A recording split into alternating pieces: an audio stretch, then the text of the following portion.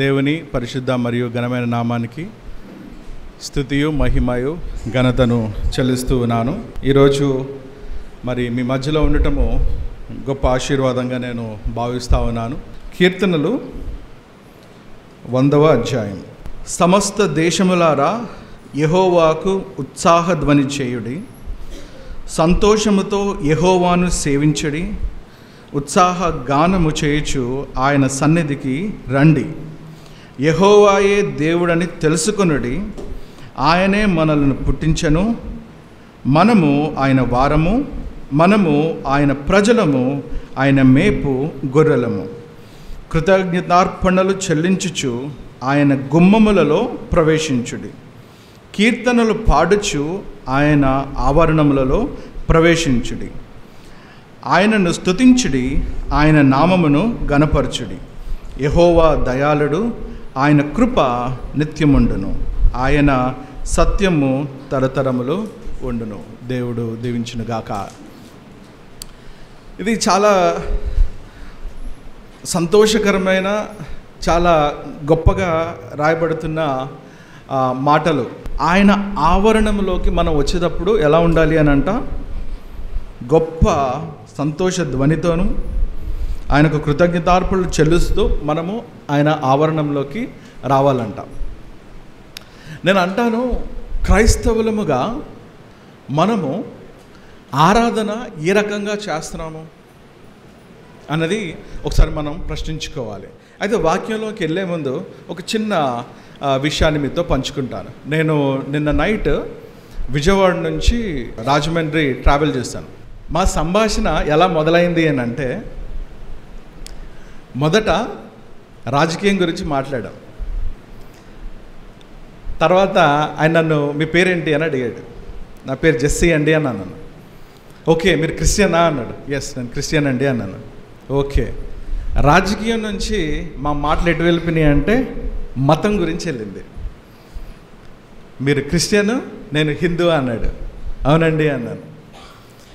అక్కడి నుంచి రాజకీయం దగ్గర నుంచి గవర్నమెంట్ దగ్గరికి వచ్చాం, ఏపీ గవర్నమెంట్కి. అక్కడి నుంచి అయోధ్యకి వెళ్ళాం. అయోధ్య టాపిక్ నుంచి మళ్ళీ బిజినెస్ మాట్లాడుకుంటూ బిజినెస్కి వచ్చాం. చివరికి మా ఇద్దరు సంభాషణలో ఎక్కడి వరకు వెళ్ళినాయి అంటే, వ్యక్తిగతంగా నా జీవితాన్ని నేను ఆయనతో పంచుకున్నాను, ఆయన జీవితం నాతో పంచుకున్నాడు. అయితే ఈ సంభాషణలో ఒక అద్భుతం ఏంటి అని అంటే, ఆయన ఒక హైందవ సోదరుడు. ఆయన అంట ఇంచుమించుగా 20 సంవత్సరాలు దుబాయ్లో పనిచేస్తాడంట. ఆయన అన్నాడు, నాకు చదువు అవ్వలేదండి, అందుకే మా నాన్నకి చెప్పాను నేను బాంబే వెళ్ళిపోతాను అని అంటే, వాళ్ళ నాన్నగారు అన్నారంట, బాంబే గింబే ఎందుకు, వాళ్ళ అత్తగారు వాళ్ళ మావయ్య ఎవరో దుబాయ్లో ఉంటాడు అని అంటే, నేను దుబాయ్ వెళ్ళిపోతానని చెప్పి ఆయన ఇంచుమించుగా 90-91 సంవత్సరాల్లో దుబాయ్కి వెళ్ళిపోయాడంట. దుబాయ్కి వెళ్ళిపోయి ఒక 20 సంవత్సరాలు అక్కడే ఉన్నాడంట. అంటే రావటం పోవటం కానీ మ్యాక్సిమం 20 years ఆయన దుబాయ్లోనే జీవించాడంట. అయితే ఆ దుబాయ్లో ఆయన చేసిన పని ఏంటంటే, పని చేసుకుంటూ తెలుగు వాడని ఎత్తుకోవటం మొదలుపెట్టేవాడంట. ఒక్కడైనా తెలుగుడు ఎవడం దొరుకుతాడా అని ఆయన మొదలుపెట్టాడంట. ఈ ప్రయాణంలో ఆయనకి తెలుగోళ్ళు దొరికారు.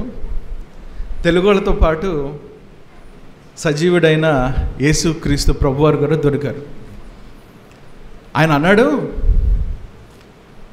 నేను తెలుగోళ్ళని వెతికే ప్రయత్నంలో యేసుక్రీస్తు గారిని వెతుక్కున్నాను, ఆయన నన్ను పట్టుకున్నాడు, నా జీవితం మార్చాడు, నా బ్రతుకుని మార్చాడు. నేనేదో మామూలు ఉద్యోగాలు చేసుకుంటే ఆయన నమ్ముకున్న తర్వాత నాకు మంచి దుబాయ్ గవర్నమెంట్ కంపెనీలో ఒక మంచి జాబ్ వచ్చింది, హ్యాపీ లైఫ్ స్టైల్, చాలా సంపాదించుకున్నానండి. దాంతోపాటు క్రైస్తవ సమాజంలో నేను దుబాయ్లో ఒక చర్చిని కూడా స్థాపించానండి. నేను 7 భాషలు మాట్లాడగలను. 7 భాషల్లో దుబాయ్లో ఏ స్పీకర్ వచ్చినా కానీ నేను తర్జుమా చేసేవాడిని. బైబిల్ మొత్తాన్ని నేను చదివేశాను, చేసేసాను అని అన్నాడు. చాలా సంతోషం.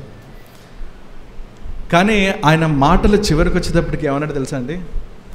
నేను అన్నాను, మరి ఇప్పుడు ఎందుకంటే ఎలాగా అని అంటే, ఎప్పుడైతే నేను రాజమండ్రికి వచ్చేసానో మళ్ళీ నేను నా పాత జీవితానికి వెళ్ళిపోయానండి అన్నాడు. ఎందుకండి మరి దేవుడు పట్టుకున్నప్పుడు దేవుడు వదలకూడదు కదా అని అంటే ఆయన అన్నారు, నా ఫ్యామిలీ ఇష్యూస్, మా కుటుంబం అంతా కూడా హైందవ కుటుంబము, గొప్ప విగ్రహారాధన, ఎన్నో పట్టింపులు ఉంటాయి, మీకు తెలిసుండొచ్చు, నేను ఒక్కడిని ఎదిరించలేకపోయాను అని చెప్పి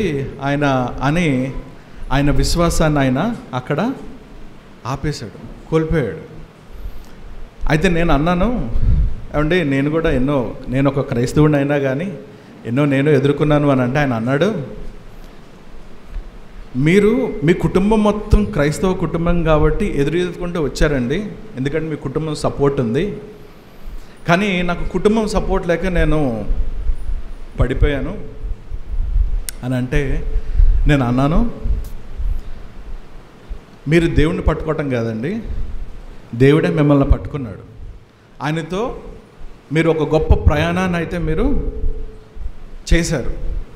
బహుశా ఈ సమయంలో మీరు ఆయనతో పాటు లేరని అనుకుంటున్నారు, కానీ ఈ జీవితాంతములోగా నా జీవితమో నీ జీవితం ఏదో ఒక పాయింట్ ఆఫ్ టైంలో ఎండ్ అవ్వాలి. ఆ అంతములోగా మీరు దేవునితో పాటు మీరు నడవాలని నేను కోరుకుంటున్నాను అని అంటే నాకు అదే ఆశ అండి. క్రైస్తవునిగా దేవుని నమ్మి దేవుని నేను విశ్వసించి ఒకరు ఎవరైనా ప్రార్థన కొంచెం లేటుగా వస్తే వారిని ఖండించిన రోజు నుంచి ఈరోజు నేను క్రీస్తుకే వ్యతిరేకమైన మనిషిగా నేను బ్రతుకుతున్నాను, నా జీవితం ఎలా మారిపోయిందో తెలియట్లేదు నాకు అని ఆయన అన్నాడు.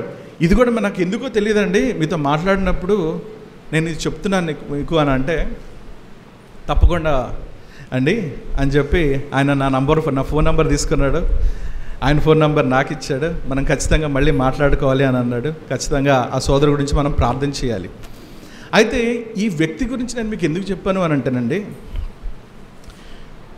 సమస్త దేశములారా యెహోవాకు ఉత్సాహధ్వని చేయుచు సంతోషముతో యెహోవాను సేవించుడి, ఉత్సాహగానం చేయుచు ఆయన సన్నిధికి రండి అనే ఈ మాట మనము క్రైస్తవులముగా, దేవుని నమ్ముతున్న బిడ్డలముగా, దేవుని విశ్వసిస్తున్న బిడ్డలముగా ఎలాగా మనం దీన్ని ప్రకారంగా జీవించగలుగుతాము అని అంటే విశ్వాసము మన జీవితాలలో ఉన్నప్పుడే ఈ మాటలు ఇక్కడ మన జీవితాల ద్వారా జరుగుతున్నాయని మనం చూపించవచ్చు. చాలాసార్లు మనము ఎటువంటి మనుషులము అని అంటే మంచి జరిగినప్పుడు మంచి, చెడు జరిగినప్పుడు చెడుకి వెళ్ళిపోయేటువంటి నిలకడ లేనటువంటి జీవితాలు మనవి. ఇంకొక అతి ప్రాముఖ్యమైన విషయం ఏంటంటేనండి, మనము పాపము చేస్తున్నప్పుడు మన మనసు కఠినమైపోద్దంట. మన మనసు కఠినమైపోయినప్పుడు ఏమవుతాము, మనం మంచి చేస్తున్నామా చెడు చేస్తున్నామా, ఇక మన విచక్షణను మనము కోల్పోయేటువంటి పరిస్థితి.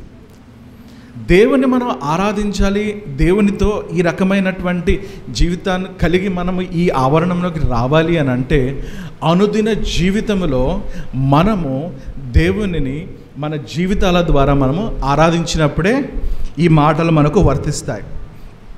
ఉత్సాహగానము చేయొచ్చు ఆయన సన్నిధికి రండి అని. ఉత్సాహగానం ఎప్పుడు చేస్తాము అని అంటే అనునిత్యము అనుక్షణము ప్రతి ఒక్క చిన్న విషయంలో మనము దేవునిని గణపరిచినప్పుడే అది నిజమైన ఆరాధనగా నేను భావిస్తూ ఉన్నాను. ఎందుకనంటే ఆదివారము ఈ 2 గంటలు 3 గంటలు పాస్టర్ గారు లేకపోతే ఇంకా బ్రదర్స్ ఎవరైనా వచ్చి వాక్యం చెప్పేసి ఇదే మనం ఆరాధిస్తున్నాము అని అంటే సరిపోదు. ఆరాధన జీవితం ఎటువంటిది అని అంటే ప్రతి క్షణము ప్రతి నిమిషము మనము దేవునిని ఆరాధించే క్రమం. ఈ ఒక్క అర నిమిషము దేవుడు మనకిచ్చే ఈ శ్వాసను ఆపేస్తే ఏంటంటే మన పరిస్థితి ఇంతటితో సమాప్తం. మరి ఈ గాలినిస్తున్న దేవుడికి మనము 24 గంటలు అంటే 24 గంటలు మనం ఆరాధించవలసిందేగా. ఆరాధనకి స్తుతికి మీకు వ్యత్యాసం తెలుసా? స్తుతించటము అంటే దేవుడు మీ పట్ల ఏదైతే చేస్తున్నాడో దాన్ని బట్టి మీరు అయ్యా నాకు ఇది ఇచ్చావు, అందుని బట్టి నేను స్తుతి చెల్లిస్తున్నా. ఆరాధన ఎటువంటిది అని అంటే, యోబు జీవితంలో ఆయన అంత కోల్పోయినా కూడా ఆయన ఏమన్నాడు, నేను నిన్ను ప్రేమిస్తూనే ఉంటాను, నిన్ను వదలను నేను. మరి యోబు కంటే గొప్పవరం కాదు మనం. కాబట్టి మనం ఇంకెంత గొప్పగా దేవుణ్ణి ఆరాధించాలి అనేది మనం ఒకసారి పరిశీలించుకోవాలి. ఈ ఆరాధన అనే ఒక కాన్సెప్ట్ మనం చాలాసార్లు మన జీవితాల్లో మనము మర్చిపోతున్నాం. ఎందుకనంటే ఆదివారం మాత్రమే ఆరాధన కాదు. నీవు బ్రతుకు దినములన్నీ కూడా ప్రతి క్షణము, ప్రతి నిమిషము, ప్రతి స్థలంలో మనం దేవుని ఆరాధించే శక్తి కలిగి మనము జీవించగలగాలి. ఈరోజు నిన్న నేను కలిసినటువంటి వ్యక్తులటువంటి జీవితాలు మనయ్య అయితే మండినంత బాగా గొప్పగా మండి జస్ట్ ఒక్క చిన్న గాలిద్వానతోటి అది చల్లారిపోయింది అని అంటే మనము నిలకడలేనటువంటి మనుషులంగానే మనం చూసుకోవచ్చు. మనము దేవునిలో మనం ఉన్నాము అని అంటే మన హృదయాలు దేవునికి అనుసంధానమై ఉండాలి. దేవుని మనము అనుసరిస్తూ ఉండాలి. దేవుని మనము ప్రతి క్షణము మనము అనుభవిస్తూ ఉండాలి. చిన్నదైనా పెద్దదైనా, ఎస్ ఇది నా దేవుడు నా గురించి చేశాడు, అయా నీకు వందనాలు. కష్టములో నష్టములో నేను దేవుని ఆరాధించాలి. పౌలు శిలలు మరి ఆ యొక్క చెరసాల్లో ఉన్నప్పుడు ఏం చేశారండి? పౌలు శిలలు ఏం చేశారు? బాధపడ్డారా? అయ్యా నేను నీ వాక్యం చెప్తుంటే నన్ను చెరసాల్లో వేశారు అని ప్రశ్నించాడా? ఏం చేశారు? వాళ్ళు గొప్ప ఆనంద ధ్వనులతో వాళ్ళు దేవుని గురించి కీర్తనలు పాడుతూ వారు ఇచ్చేస్తే ఏమైంది? దేవుడు అద్భుతాలు చేశాడు. దేవుడు అద్భుతాలు చేశాడు.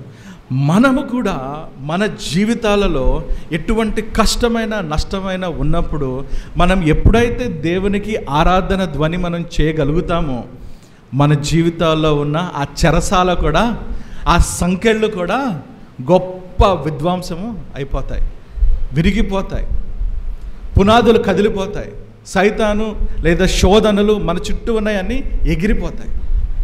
కాబట్టి మనము దేవుణ్ణి ఆరాధించాలి. దేవుని సన్నిధికి మనము ఉత్సాహ గానముతో మనం రావాలి అని అంటే మనము ఏమై ఉన్న వారమో మనం తెలుసుకోవాలి. ఈ యొక్క 5 వచనాలు చాలా గొప్ప వచనాలండి.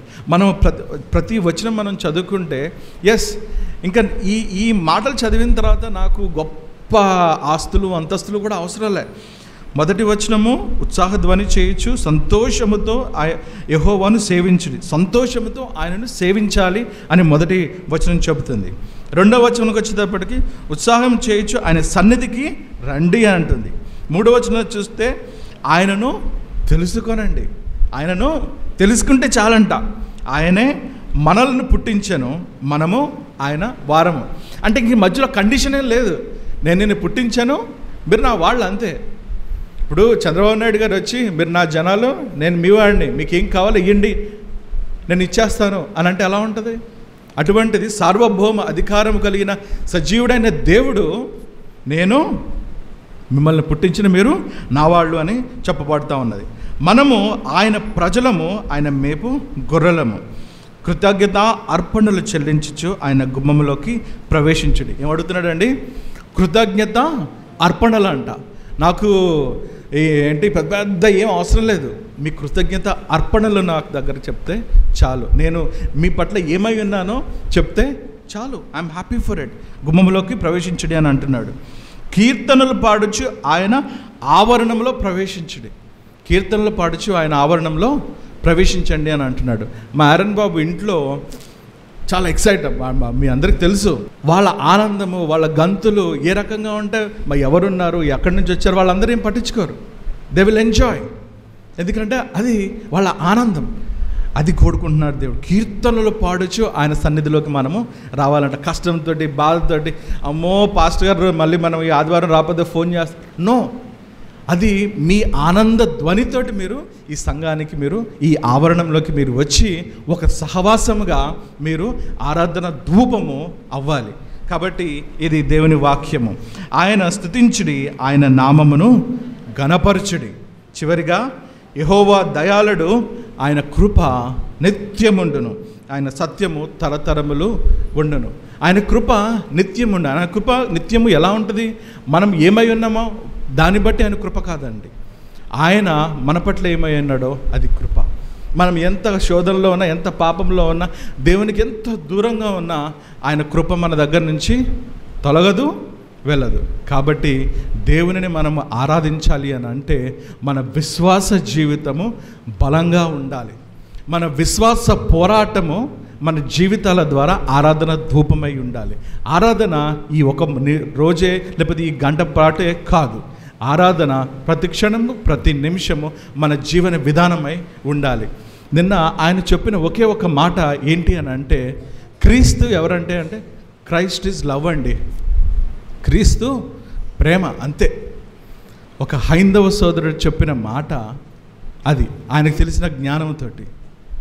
మరి క్రీస్తుని ప్రతిరోజు ప్రతి ఆదివారం తెలుసుకుంటూ ఉన్న మనము మరి ఇంకెంత బలము కలిగి మనం దేవుని ఆరాధించాలి.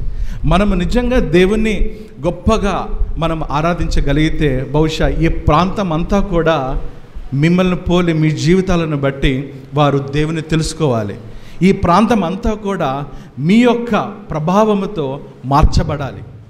కాబట్టి మన జీవితాలు మనము దేవునికి ఇష్టమైన బలులుగా కృతజ్ఞత అర్పణలతో మనం ఎప్పుడైతే మనము ఒక వాక్యానుసారమైన జీవితాన్ని మనం జీవించగలుగుతామో, విశ్వాసపూరితమైన జీవితాన్ని మనం జీవించగలుగుతామో అప్పుడే మనకు విజయము, అప్పుడే మనము ఆయన ఆవరణంలోకి సంతోషధ్వనితో మనము రాగలుగుతాము.